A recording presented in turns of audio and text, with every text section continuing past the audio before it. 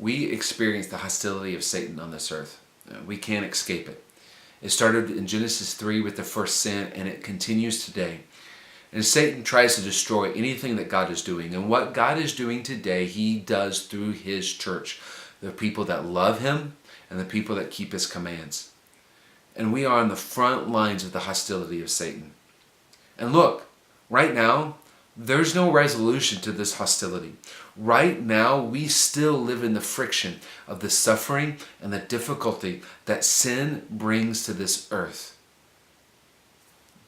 But we still do not live in despair. We still do not live as though those who do not have hope. We have hope. And that hope is anchored firmly in the blood of Jesus.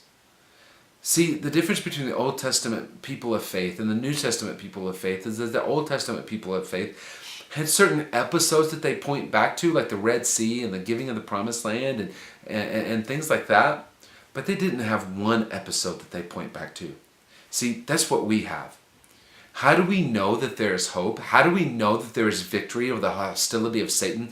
The blood of Jesus. We point back to one point in time and say, we have victory. Yes, we feel the friction of the hostility of Satan right here, right now on this earth. Sickness, death, disease, massacre, injustice.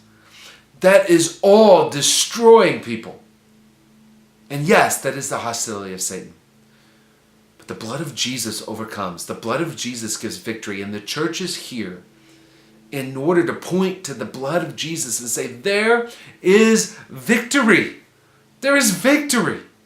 And there will be a final victory where we experience final release from the hostility of Satan because we live with God forever. And it all comes through the faith in the blood of Jesus. Do you believe in that? Do you believe that there is victory? Do you believe you will find final victory? See, that means we're not tied to our despair. That means we're not tied to this earth and the destruction that we find in this earth. And that means we bring victory to others. Do we know this victory? Have we found this victory?